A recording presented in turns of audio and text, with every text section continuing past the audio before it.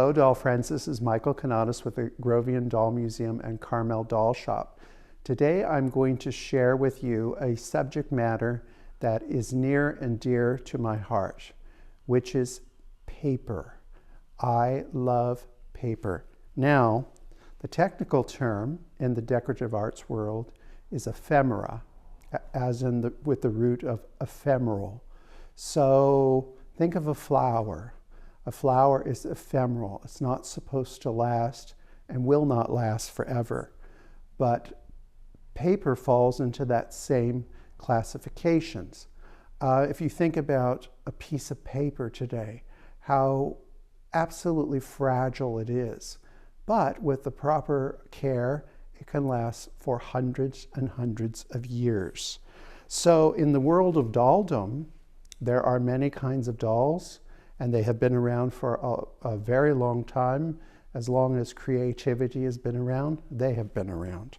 Paper is actually been around a long time too. Now we have to stop and think about paper as not just wood fibers, that paper could be made out of many, many different materials, and every maker had their own formulas.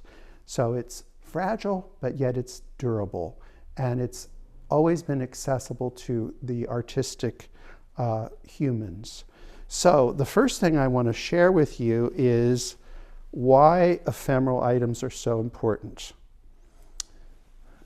They have been, since really the beginning of time, one of the things to communicate, to keep history going. So here we have something that's very unusual. It is a dance instruction book, and it is filled with wonderful examples. And this is basically choreography. Left foot, right foot, etc., etc. Now, I think that this could very well be the only copy of this that survived. It seems to be quite complete. It's filled to the top. This would be a fantastic thing for historians to use to recreate dance moves. So this really says to me that ephemeral items are incredibly important. And of course, if you love ephemera, you also love paper and all the things that go along with paper. So we can learn a tremendous amount from ephemeral items.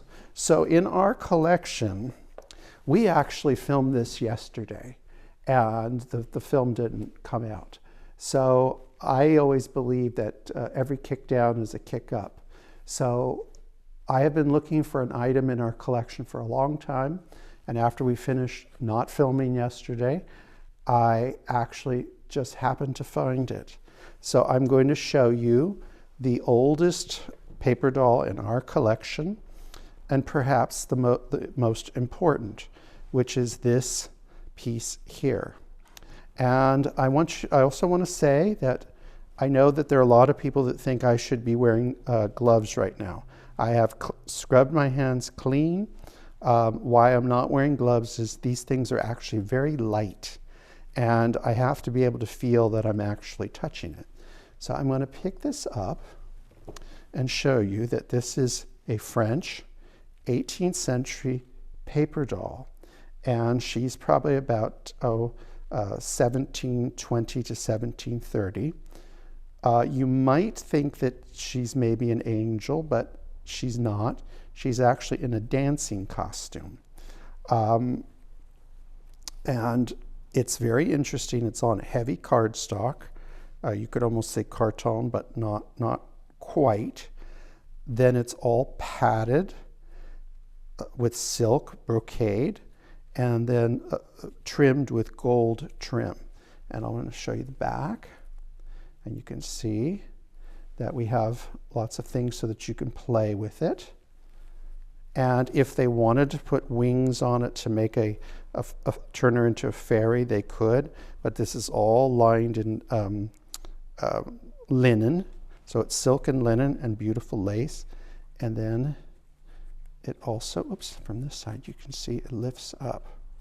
Now, what's very interesting about this piece in history, So we're all doll collectors. So once upon a time, it's hard for us to believe that Jumeaus were new, Brews were new.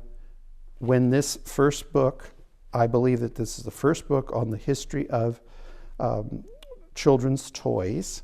When this was published by Henri Dallemann, you could go to a shop in Paris or in New York City or any big city and buy a French doll. And if we turn to a page that I have marked, if I can get this opened, you will see our angel from Henri Dallemann's collection, and it is noted as his collection. What's different is in the illustration, they don't have quite the pattern on the dress quite right. They've kind of got it right some places. It doesn't have the hat, which she has her hat on, which was removable, but she's missing her shoes. So this is a really amazing document to have from, I believe it was published in 1895. So it's one of the first books on early things. So if you are interested in the history of doll collecting, this is a wonderful book to have, and you can lose an afternoon with this. And I should point out, which I didn't say, she's hand painted. So we're going to be looking at pieces that are hand painted, and some are engravings that have been touched. So we're going to move to the next piece. And I think if we're going to stay in the early part, because we're going to do this in two parts because it's a lot to take in, I think chronologically, the next item that we have is something that's also from the 18th century, extremely rare. This probably, when our time is over, this will probably end up in Williamsburg, Virginia, at the museum there, because it is a great piece of art, but it is a paper doll, but it has the cloth covering, like what we just looked at. All this is fabric, and it is actually a gardener. So to find a garment or a rendering of what a gardener looked like in color, this is a very unusual item. And I've only ever seen in miniature doll form two other gardeners that were from John Noble collection that were in wax. So I would probably put this in like the last quarter of the 18th century. Then we have these two pieces here, which are jumping jacks. So you would pull a string and the arms would go up and down, and very well rendered. And a jigsaw wasn't invented yet, so that was quite a feat to cut those out. But they are paper and then mounted on wood. So technically they are paper dolls. So, they don't have the playability of changing the clothes, as far as I know. Maybe they did, but they still fit into the classification of paper. And then I think we'll go to the next piece, which is one of our favorites, and that is the Protean man. And I think he looks like Jude Law. So how about this? People say beauty was different at different times. No, beauty was beauty. Didn't change that much. I think he looks like Jude Law, but maybe a little fuller face. And what is important about him is we know the date, 1811, and he is a metamorphosis. So paper dolls are known as transformations and metamorphosis, which means, to change. So we're going to move a little bit, and we will set him up so that you can see some of his treasures. So here you can see the Protean man, that is what he's known as, and his original case, which had a little, it's taken the brunt of time, but it's still here, which is just a miracle. So it's a very interesting, so it's got a lot of history. And then we have, in each one of these folders, we have an ensemble. And so here we have a walking suit. I believe that's what it is. So I will model this for you on him. And this particular piece is an engraving. So it's an engraving on regular paper, nice quality, I shouldn't say regular. Nice quality paper engraving, and then it is hand colored. So this is not the only set of this in the world, but because they're all hand done, I don't have that on quite right, but you get the gist of how fantastic that is. Each piece is unique. Each set is unique. They're not going to be all the same. And I want you to look at this. This is a bamboo walking stick. And look at all of the detail on the bamboo. It's really, really amazing. So this would be contemporary clothing for the time of 1811, and quite spectacular. So we'll close this up, and it won't let you close it unless you close it the way that it wants to. It knows exactly the way it wants to. And I did that wrong, see, so it's going, oh, I think this goes, no, well, let's see. Okay, that's it, all right.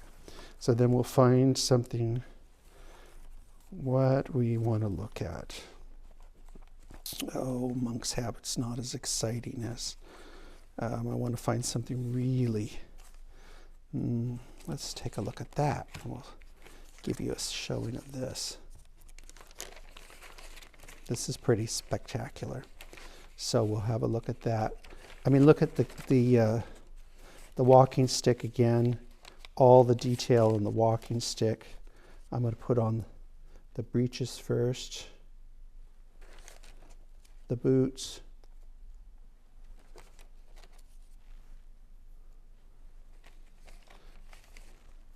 the jacket, the cravat. He has two cravats. Yeah, I guess he does. And this, I'm not sure how that goes. Oh, this is a little vest, but a little vest and a little necktie. And the walking stick, and it looks like a different kind of cap.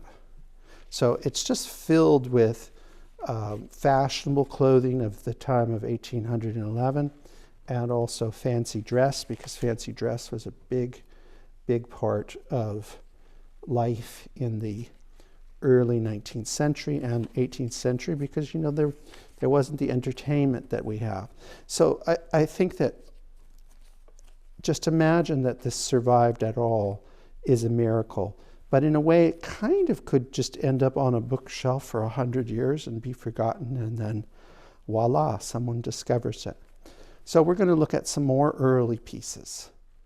So the next item I want to share is one of the really early finds that we added to our collection. We were very fortunate to know some of the great paper doll collectors of the last century. Remember, we're 24 years into the new century, so it's not like I'm going back that far. But we're lucky to know them and have exposure to these early wonders, and that kind of trains your eye to, I can't tell you that I actually learned much from them, but I learned by looking and being able to handle, and that is really important. So again, this is a engraving that has been completely hand painted. So you would get a basic white paper and Then all of the color was added to by hand. And this, we believe, is an early prima ballerina, kind of at the early conception of the concept of that. Not like Essler's, and I think she's earlier than those ladies. And remember, in the 19th century, even though proper ladies would say makeup was a no-no, that was for fancy ladies, they did wear makeup. And heating was irregular in homes, so you'd have your fires, and you had to have face screens to keep the heat off your face, because otherwise your eyes would be dripping down your cheeks. So this is actually a face screen. But on the back of it, here's where all her costumes are. So I'm going to pull them out, and they're really all theatrical in nature. I won't get all of them out because it's a little awkward, but I'll show you this. And so here you would go. So who knows what ballet that was? Lots of things from this time frame are forgotten.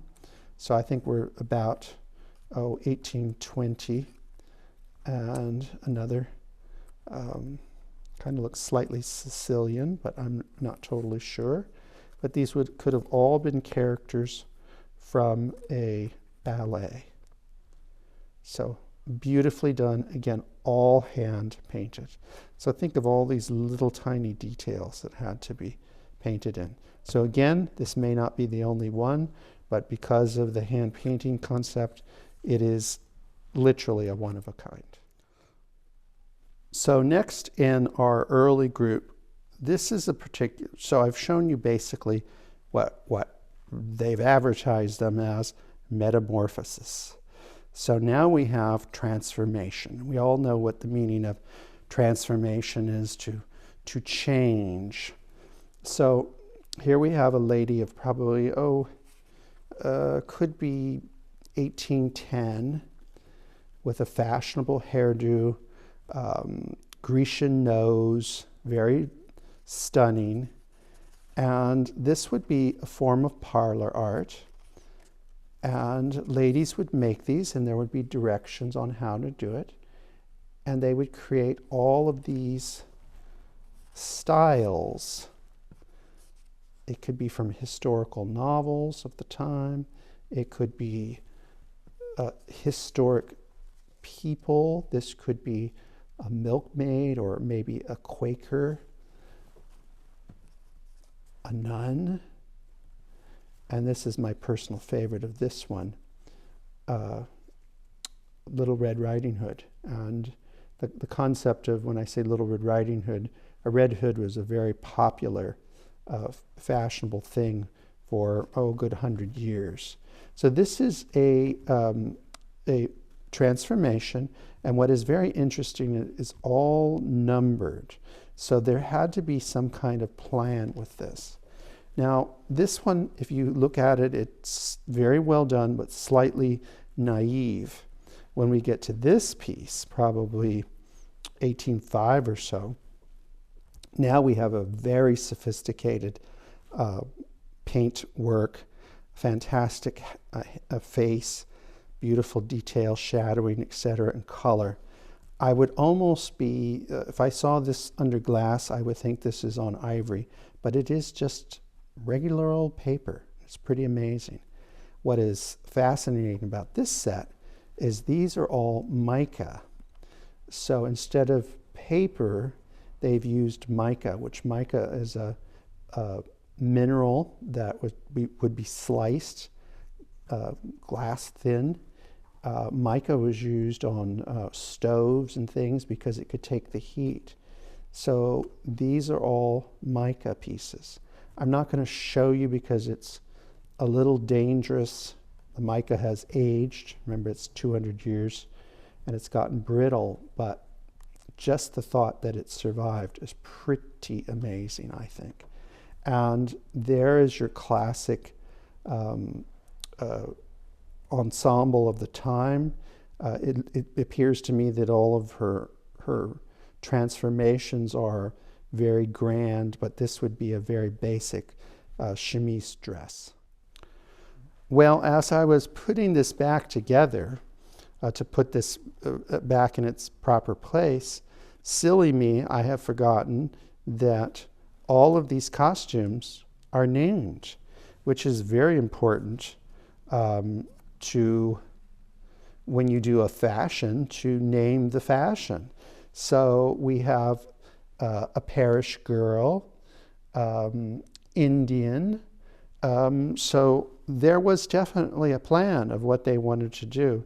And look at this penmanship. It's just as lovely as the paintings themselves. So there is there's no mystery of what they were intending. Clearly, this is a nun, and that's what it states. So number 12 is a nun. Now, just to confuse you, so we've looked at transformations, we've looked at metamorphosis. How about in good old English, changeable costumes? Again, we've got a paper. This is the container. This is good old carton cardstock that someone beautifully painted a vanity table. So that gives you an idea of what these people's idea of a vanity was, and there is certainly some symbolism in their display that they painted. So we're going to open it up and take a look at the changeable costumes. So here is the beautiful lady, and a beautiful face, and I think here we're probably late 1820s. And then they've been very handy with us. They've told us each costume what it represents. So this is also very heavy cardstock. So we've got some really intense work that they've done. So here you have your folklorical costume, and then you have your very stylish 1820s promenade type outdoor costume. Then your court presentation. This could be going to the, she has Prince of Wales plumes, so this could be going to court. Another folklorical costume. And then a very stylish, with a beautiful hat and that wonderful green. And then a ball costume. And look at her hair here and look at it here. The only way you can achieve that is with hair pieces. So this is obviously to go to a ball and her hair is done to the maximum. But beautiful work, parlor art. Now the question is, were these for children? Not these particular items. I believe that these were for ladies to do as a pastime. Certainly children could play with them, but they were really intended to just be a lovely piece to do with pastime. Idle hands or the devil's workshop. So this kept somebody busy. So we have looked at, this is before I go on to the children, I would like to show you the last of the early-ish ladies and gentlemen. So these are actually paper dolls that have been mounted for their protection in this frame, and beautifully hand-painted faces. And then the fabric clothing, it's fabric, there's paper. It's a mix of multimedia things to create these beautiful costumes. And this is probably about 1830. And what I think is interesting is I would never put this combination together. Brown apron, beige dress, white collar, and then this plaid type headdress. But you know what? It works. Same with this. Red coat, red frock coat, orange breeches, and the blue. I would never put that together, but it does work. Now in this situation, the frame, which I think these have been in this for a very long time, the frame has kept this very fresh. And we have this displayed someplace where it gets almost no light. So it's kept them in very nice shape. So now we're into the late 1820s. And these are definitely made for children because it is a children's story and you have the dolls to play along. So we're at the last part of the 1820s, and I'm sure that these were sold into the 1830s. So this is, again, an engraving that has all been hand painted. And I think you can see from the colors that there has been improvements in pigments that are being used and are available. And that's what happens when time marches on. So we open this up and we can see that it's dated Christmas and it's a little later than the publication date.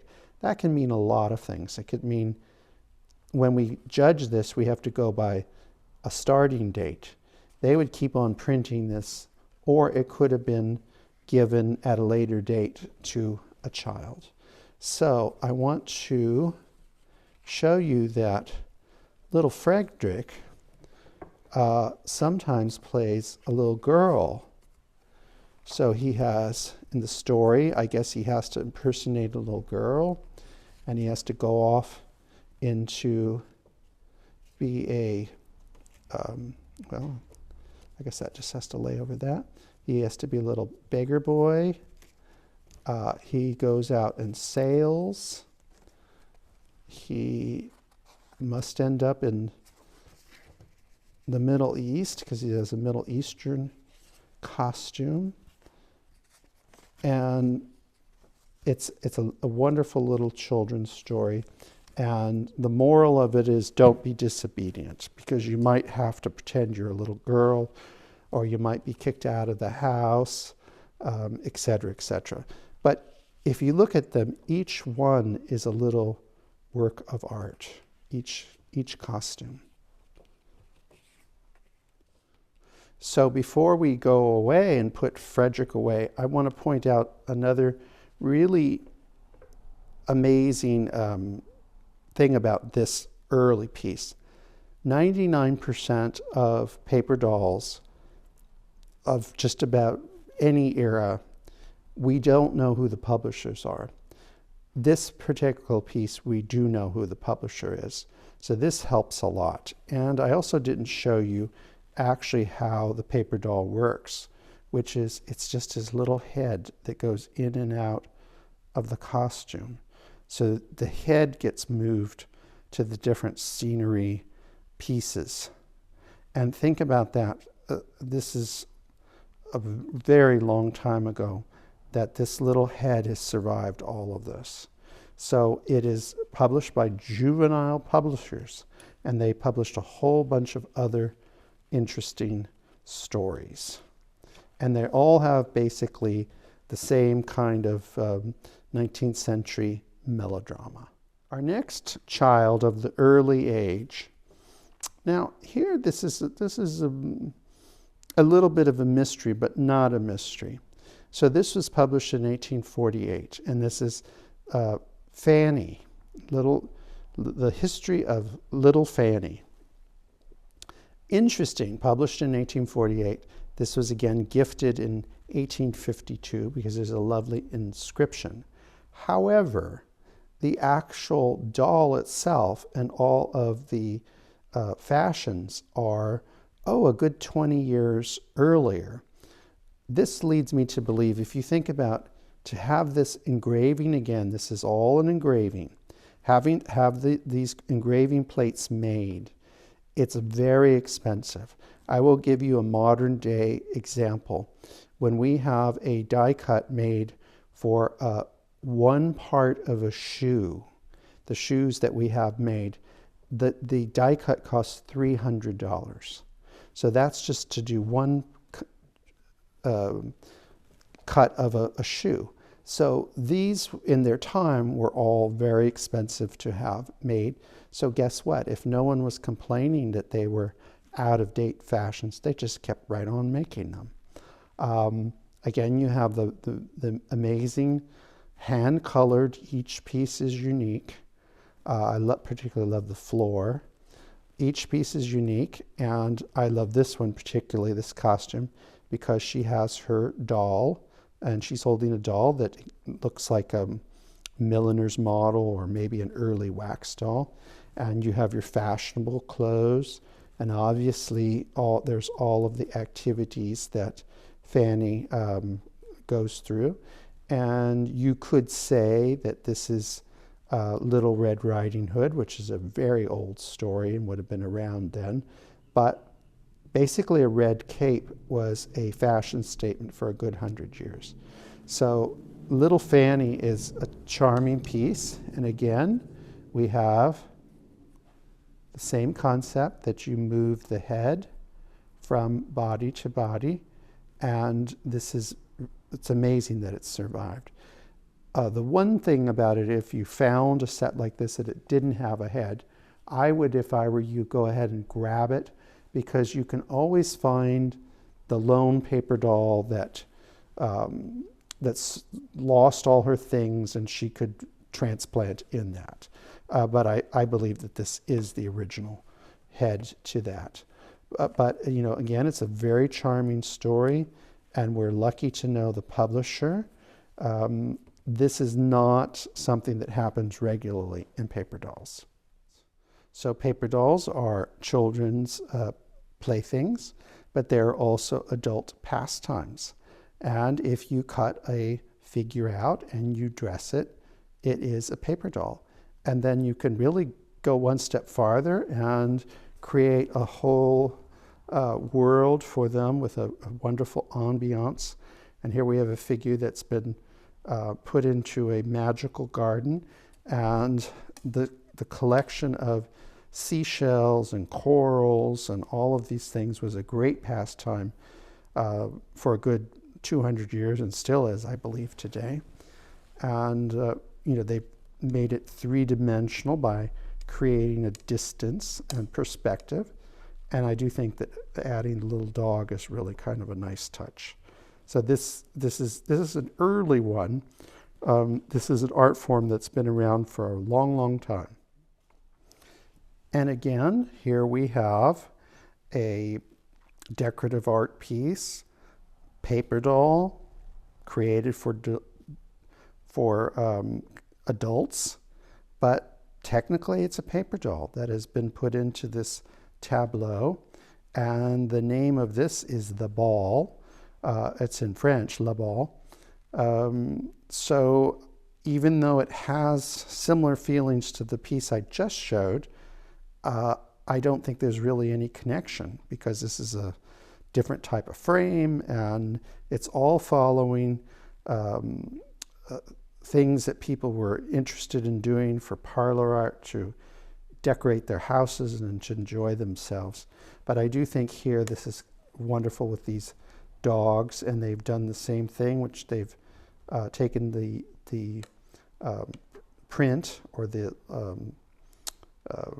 engraving, and they've hand painted it.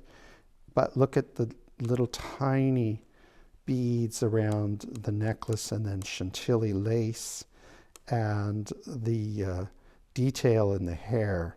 So I would put this in probably the later part of the 1830s.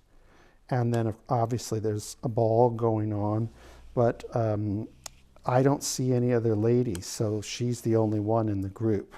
So they're all gentlemen there. So I'm going to end this segment of ephemeral treats with something that is one of my treasures. This is actually, most of the things I've shown you, or all of the things I've shown you, are not just mine. They belong to the two of us, but this one is actually just mine. And this is a Valentine. If you collect ephemeral items like paper dolls, you know what, you're hooked to paper. And if you see a beautiful piece, you know, they're very addicting. These do not come along very often. And I'm going to put this down because I need both hands. So this is known as a honeycomb or a beehive. So it has a beautiful message of love. And then you lift this string up and you gently pull this up. And then you grab that string and there is your message.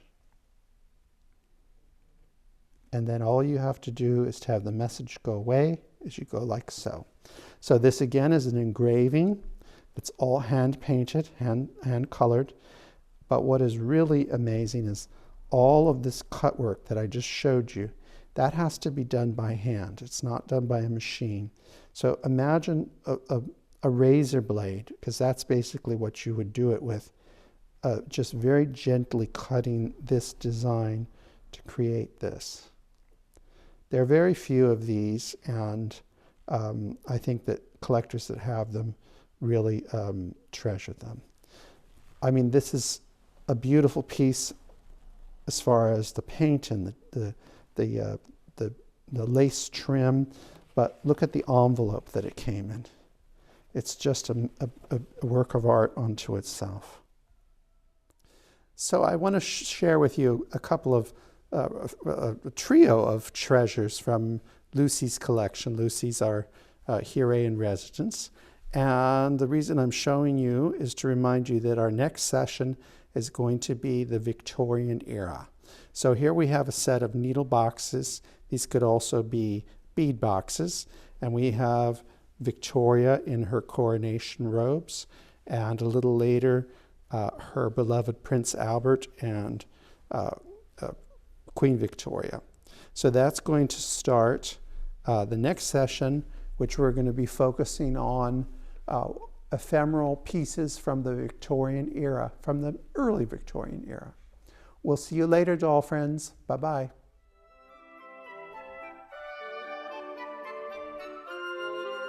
Remember to like, subscribe, and hit that notification button.